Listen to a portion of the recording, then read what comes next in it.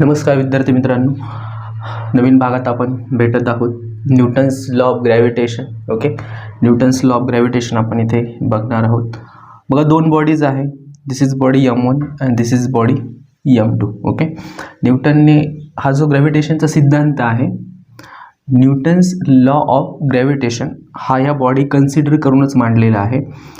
पृथ्वीवरती दोन बॉडीज असो किंवा युनिवर्समधील कोणतेही दोन बॉडीज असो, त्या सर्वांवरती हा लागू पडतो. म्हणूनच त्या ठिकाणी आपण युनिव्हर्सल ग्रॅव्हिटेशनल कॉन्स्टंट किंमत आपल्याला त्या ठिकाणी मिळत असते.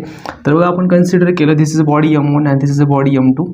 या दोन बॉडीच्या सेंटरमध्ये जे अंतर आहे this is called R². Okay, आणि ह्या दोन बॉडी एकमेकाला F या फोर्सने अट्रॅक्ट करत आहे.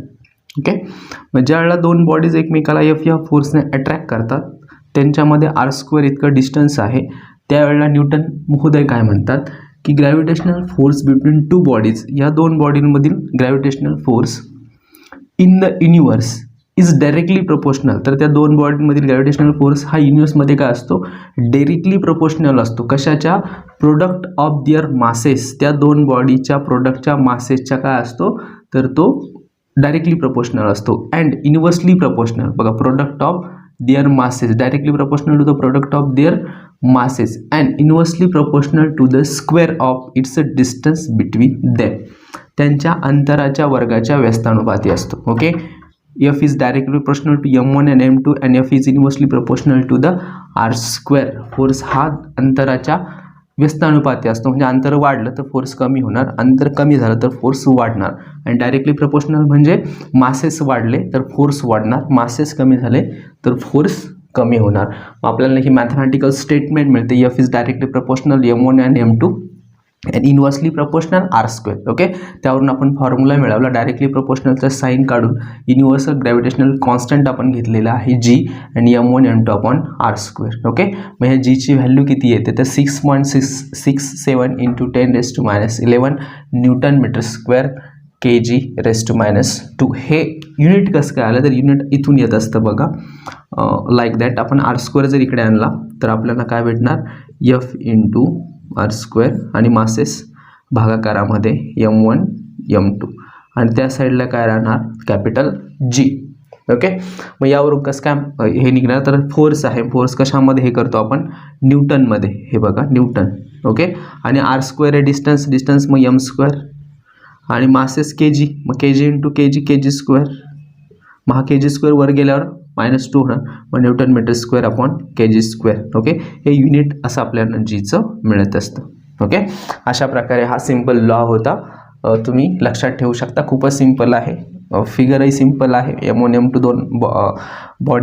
दोन मासेस असणाऱ्या दोन बॉडीज दाखवणार. Fने फोर्स अट्रॅक्ट करतो आहे. R² is a distance between centre of distance between two bodies. दोन बॉडीच्या केंद्रामधील ते अंतर आहे. डिफरंट बॉडीसाठी सेंटर डिफरंट असतो. ओके, इथे आपण गोल बॉडीज घेतल्या म्हणून हा सेंटर असणार आहे. ओके, मग सिम्पल लॉ आहे, युनिटही सिम्पल आहे आणि कॉन्स्टंट लक्षात ठेवायचा आहे. प्रॉब्लेम सॉल्व करण्यासाठी लागतो 6.67 into 10⁻11 newton metre square per kg². Okay, चलो आगे बढ़ते. Derivation of inverse square of gravitation with the help of Kepler's law. Okay, केपलरच्या लॉच्या मदतीने जो डेरिवेशन आहे इनवर्स स्क्वेअर लॉ ऑफ ग्रॅव्हिटेशनचं ते आपण सिद्ध करूया. हे बघा, हे F is inversely proportional R², जे इथे पण आलेले F is inversely proportional R². हे कसं सिद्ध करायचं आहे आपल्याला. ओके, सिद्ध करणार आपल्याकडे प्रायमरी गोष्ट काय आहे, force is directly force is equal to mass into velocity² upon R. Okay, या प्रायमरी आपल्याकडे इक्वेशन आहे, याचा यूज आपण करूया. मग V is equal to distance upon time. V म्हणजे काय, स्पीड आहे या ठिकाणी. मग स्पीड काय असतो, डिस्टन्स अपॉन टाईम असतो. Distance travelled by the planet. Okay, planet कसं ट्रॅव्हल करतं आपण केपलर लॉमध्ये बघितलं ना, कोणत्या मोशनमध्ये, याच्यामध्ये लंबवर्तुळ कक्षेमध्ये.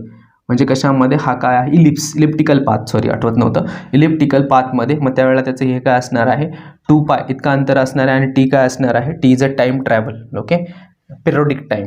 म्हणजे सेकंड इक्वेशन. मग आपण स्पीडची जी व्हॅल्यू आहे ती इक्वेशन फर्स्टमध्ये पुट करूया. काय आहे, 2π अपॉन t. मग वीच्या ऐवजी आपण 2π अपॉन t ही value 2π upon t value put केली. Okay, put the value of speed in equation first. What is equation first, F is equal to M into 2 pi R upon T bracket square upon हा R जसा तसा 2 pi R, इथे sorry R राहिला 2 pi R upon T, ही जी value आहे ही इथे आपण put केली. मग 2 पायचा स्क्वेअर हा एम, 2 पायचा स्क्वेअर 4 पाय स्क्वेअर हा इथला एम, आणि आर क्यूब कसं काय, हा आर स्क्वेअर आहे. ओके, हा R square upon T square. Okay, हे असं आलं. इथे M 2 पायचा square 4 pi square, 4 pi square R square upon टीचा स्क्वेअर टी स्क्वेअर. ओके, आणि हा तिथे आर स्क्वेअर आहे. ओके, आणि खाली टी स्क्वेअर आहे. आपण त्याला काय केलं, मल्टिप्लाय केलं दोघी साईडने मल्टिप्लाय केल्यावरती आपल्याला काय मिळालं, 4m pi square R cube upon R square into T square. मग R cube upon T square हे कुठून आणली, याची जी व्हॅल्यू आहे 1/k कुठून आणली, तर बघा आर तुम्हाला माहिती आहे T square upon R cube म्हणजेच काय, केपलरचा जो थर्ड लॉ आहे त्याच्यानुसार तो के असतो. पण आपण याला उलटं जर केलं, इनवर्स केलं तर 1/k मिळणार. मग आर क्यूब वरती गेला, टी स्क्वेअर खाली आला म्हणून 1/k. मग 1/k ही जी व्हॅल्यू आहे R cube upon T square, त्याच्याऐवजी आपण काय पुट केलेलं आहे, 1/k पुट केलेलं आहे. ओके, आणि हे संपूर्ण काय, मग 4m pi square upon 1/k हे संपूर्ण त्या ठिकाणी आहे कॉन्स्टंट. मग F is equal to 1/r square. Okay, कारण की हे सगळं कॉन्स्टंट राहिला का, शिल्लक फक्त आर स्क्वेअर. अशा प्रकारे आपण हे प्रूव्ह केलं. Force is inversely proportional to the distance square of its distance, प्लॅनेटमधलं डिस्टन्स. ओके, अंतराच्या व्यस्तानुपाती असतो. जितका अंतर वाढत जाणार तितका फोर्स हा कमी कमी होत जाणार. ओके, याचा मिनिंग असा होतो इनवर्सली प्रपोर्शनल. अशा प्रकारे आपण याला काय केलेलं आहे, सिद्ध केलेलं आहे. ओके, इथे आपण मल्टिप्लाय डिवायडेड आर स्क्वेअरने डिवाइड केलं आहे, मल्टिप्लाय केलेलं आहे. Okay,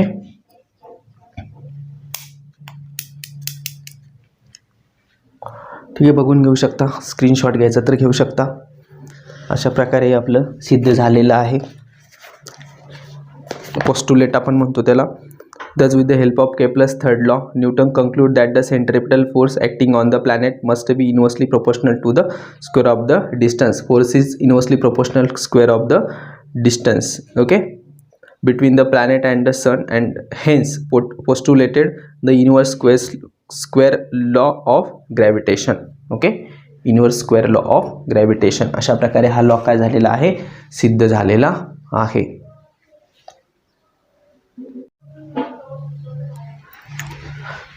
Distinguish between gravitational constant and acceleration due to gravity. Okay, capital G and small D G यामधील फरक आपण बघणार आहोत. एक्झाम्पल जर याला तर 3-4 पॉईंटमध्ये तुम्ही सहज त्याला एक्सप्लेन करू शकता. सर्वात आधी तुम्ही डेफिनेशन देऊ शकता दोघांची.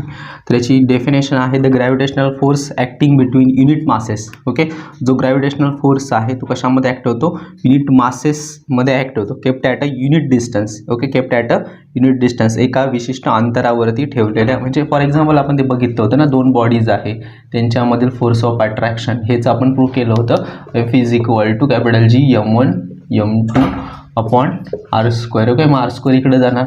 मग तेच म्हटलं तर gravitational force acting between unit masses kept at a unit distance. हे बघा, kept at a unit distance away from each other equal gravitational constant. तर काय आहे, इक्वल ग्रॅव्हिटेशनल कॉन्स्टंट, म्हणजे इकडे जाणार m1 m2 आपण खाली येणार. ओके, मग हे आहे व्याख्या, the gravitational force acting between unit masses kept at a unit distance. Okay, away from each other equal gravitational constant. Okay, this is the gravitational constant definition. And acceleration due to gravity, the acceleration produced in a body मध्ये जे acceleration निर्माण होत आहे under the influence of the force of gravitation alone is called as acceleration due to gravity. म्हणजे बॉडीमध्ये निर्माण होणारं acceleration कशामुळे निर्माण होत आहे, तर ग्रॅव्हिटेशनल फोर्समुळे निर्माण होत आहे, त्यालाच ॲक्सेलरेशन ड्यू टू ग्रॅव्हिटी असे म्हणतात. Okay, this is first point definition, first point. And second point is what, gravitational constant is a scalar quantity. Okay, two type quantities, vector quantity and scalar quantity. Okay, scalar quantity is a having direction also, that's why gravitational constant is a scalar quantity. आणि ही काय आहे, vector quantity. okay, this is a vector quantity, sorry, this is not direction, gravitational constant not having a direction but a vector quantity having a direction. That's why acceleration due to gravity have a vector quantity. Okay, g is equal to 6 point value काय आहे 6.67 into 10⁻11 newton metre square per kg square आणि small g is what 9.81 metre per second square. कुठे earth surface वरती, कारण की अल्टिट्यूडनुसार जसे जसे altitude बदलत जाते तसं 9.81 म्हणजे 9.8 ही जी व्हॅल्यू आहे स्मॉल जीची ती बदलत जाते. जसं जसं डेपमध्ये जातो तरी देखील बदलत जाते. सेंटरला किती असते तर सेंटरला बघा 0 असते.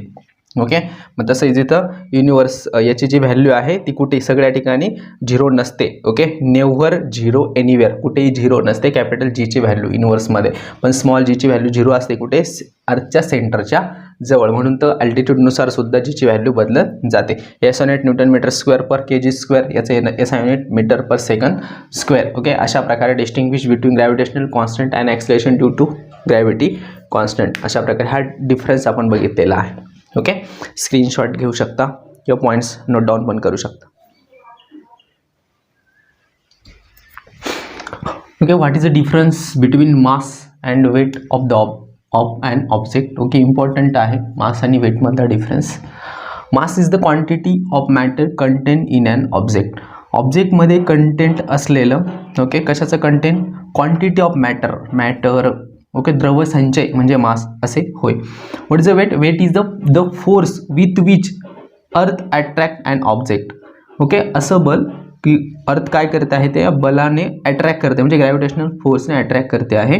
म्हणजे आपण F is equal to mg असे बघत असतो, म्हणजे मास इंटू ग्रॅव्हिटी. ओके, मग फोर्स काय असतो, मास इंटू ग्रॅव्हिटी, आणि वेटही तेच असतं, मास इंटू ग्रॅव्हिटी, म्हणजे मास आणि इंटू काय ग्रॅव्हिटी म्हणजेच ग्रॅव्हिटेशनल फोर्स, याला वेट असे म्हणतात. ओके, मास रिमेन सेम एव्हरीवेअर. मास हे सगळीकडे सारखं असतं, चंद्रावर गेले तरी तितकेच आहे आणि पृथ्वीवरती तितकंच असतं, कारण की कंटेंट ऑफ मॅटर आहे ना, म्हणून तो बदलत नाही. Weight of a body keeps changing from place to place. बरोबर आहे, वेट हे काय होत असतं, चेंज होत असतं, कारण की ग्रॅव्हिटी चेंज होते, कारण की चंद्रावर ग्रॅव्हिटी किती आहे 1/6 आहे. मग याचा अर्थ काय आहे की 6 पटीने कमी ना, म्हणजे याचा अर्थ काय फोर्स कमी होणार, म्हणजेच वेटमध्ये काय होणार, कमी होणार, म्हणजे त्या ठिकाणी वेट काय होत असतं, कमी होत असतं. मास इन किलोग्राम, मास हे किलोग्राममध्ये मोजतात आणि वेट हे न्यूटनमध्ये मोजतात, कारण की force is equal to weight, म्हणजेच फोर्सचं युनिट न्यूटन आहे म्हणून वेटचं युनिटसुद्धा न्यूटन आहे. आणि मास ही काय आहे, स्केलर क्वांटिटी आहे, आणि वेट ही काय एक व्हेक्टर क्वांटिटी आहे, कारण की एक सदिश राशी, कारण की दिशेसहित आहे, डायरेक्शन ऑल्सो. इथं मासला की डायरेक्शन वगैरे नसते, म्हणून that's this is a scalar quantity and weight is a vector quantity. Okay, mass of an object can never be 0. Mass हे कुठेही आणि 0 नसतं. ओके, पण weight of an object become 0 at the centre of the earth. अर्थच्या केंद्राजवळ weight हे 0 असते, कारण की त्या ठिकाणी जीची व्हॅल्यू काय असते, 0 असते. मग जी जर 0 m0 हे सगळं 0 म्हणजे f0 m0 म्हणजेच वेट 0, म्हणून काय असते 0 असते. अशा प्रकारे हा डिफरन्स होता मास आणि वेटमधला. ओके, स्क्रीनशॉट घेऊ शकता. ओके डे स्टुडंट्स, अशा प्रकारे आजचं आपलं हे सायन्सचं लेक्चर नंबर 3. असेच नवीन नवीन लेक्चर येत राहतील, बघत राहा. Keep study. Thank you to all of you. I stop now today's lecture.